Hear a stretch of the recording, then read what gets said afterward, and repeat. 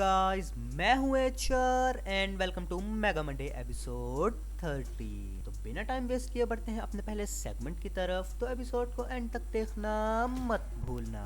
तो guys start करते हैं अपने पहले सेगमेंट से कुछ major Bollywood box office updates के साथ। आज मैं ज़्यादा कुछ नहीं बोल पाऊंगा क्योंकि फ्लू की वजह से आवाज़ ख़राब है। तो शुरू करते हैं। मैं बात कर रहा हूँ लास्ट वीक की दो मेजर मूवीज़ की, जिनमें सबसे पहले आती है SRK की डंकी। मूवी रिलीज हो चुकी है और ये मूवी अब तक 90 करोड़ तक की कमाई कर चुकी है।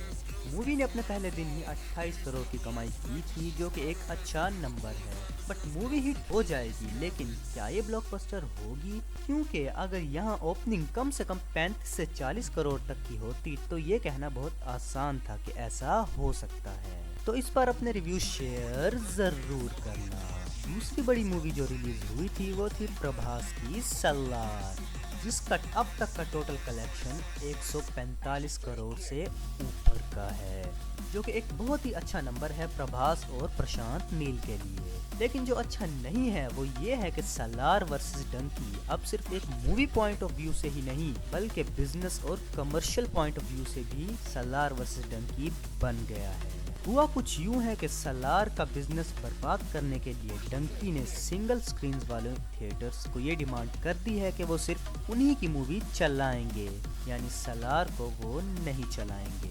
और जब सलार की टीम को ये पता चला तो वो भड़क गए। गाइस, मुझे नहीं पता कि अपने बिजनेस को चलाने के लिए इस तरह की स्ट्रेटेजीज अपनाना एथिकल भी है या नहीं। बॉलीवुड से बस इतना ही था, तो चलते हैं मार्वल की तरफ। मार्वल से लास्ट वीक कुछ बड़ी न्यूज आई थी, तो बिना रुके स्टार्ट करते हैं। जोनाथन मेजर्स के केस में अब वो गिल्टी साबित हो गए हैं, वो भी हरासमेंट और थर्ड डिग्री असॉल्ट के चार्जेस में। और ये रिपोर्ट हॉलीवुड रिपोर्टर की तरफ से आई है कि सीसीटीवी में जोनाथन का एक वीडियो रिकॉर्ड हुआ है, जिसमें देखा जा सकता है कि वो कैसे बाय फोर्स अपनी गर्लफ्रेंड को उठाकर अपनी कार के पीछे फेंकते हुए नजर आ गए थे। तो इसी बेस पे उन्हें सजा सुनाई गई है 1 साल जेल की, जो कि फरवरी से शुरू होगी। और इसी के साथ साथ डिज्नी ने उन्हें फायर भी कर दिया है, जिसका मतलब है no Kang in the future, क्योंकि रिकास्टिंग की रूमर्स अब तक तो नहीं आई है। दूसरी न्यूज ये आई है कि वकांडा से रिलेटेड जो एनिमेटेड सीरीज अनाउंस हुई है आइज ऑफ वकांडा, उसके लिए शायद रायन कुगलर को एज अ डायरेक्टर लाया जा सकता है, क्योंकि रायन ने एमसीयू में वकांडा को बहुत अच्छी तरह से रिप्रेजेंट किया था। तो ये चांसेस ज़्यादा है कि मार्वल स्टूडियो एनिमेशन अपने इस प्रोजेक्ट के लिए रायन को डायरेक्ट अपॉइंट कर सकता है। वैसे इस पे अभी कोई ऑफिशियल स्टेटमेंट तो आया नहीं है, लेकिन इसके चांसेस बहुत ही ज़्यादा हैं। लास्ट न्यूज़ जो मार्वल की तरफ से आई है वो ये है कि एको सीरीज की डेट अब फाइनली कंफर्म हो गई है।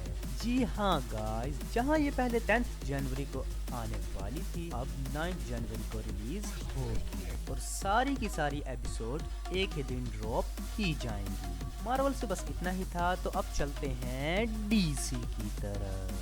तो गाइस, एक्वामैन 2 रिलीज हो गई है, जिसके साथ ही DCU अब फाइनली एंड हो गया है। और मूवी कैसी है वो तो आप लोग पहले से जानते हैं। मूवी का प्रीमियर इतना डल था कि मैं क्या ही बताऊं। हॉलीवुड रिपोर्टर की तरफ से जो पिक्स आई हैं वो तो आप सब अपने स्क्रीन पे देख सकते हैं। यहाँ कोई एंड सेलिब्रेशन नजर नहीं आ रहा है और ना ही कोई इतने बड़े स्टार्स आए थे कि चलो DCU की फाइनल मूवी है तो थोड़ी रिस्पेक्ट तो करवाई जाए। ये लोग खुद ही हाइप नहीं बना रहे हैं, तो ऑडियंस क्या जाएगी मूवी देखने। इस पर मेरे पास कहने को और कुछ नहीं है। तो गाइस, इस हफ्ते बस इतनी ही न्यूज़ थी, तो मिलते हैं नेक्स्ट वीक एक न्यू एपिसोड के साथ। तो वीडियो को लाइक करना और चैनल को सब्सक्राइब करना मत भूलना, और कमेंट बॉक्स को भी अपने रिव्यू से भर देना। Thank you.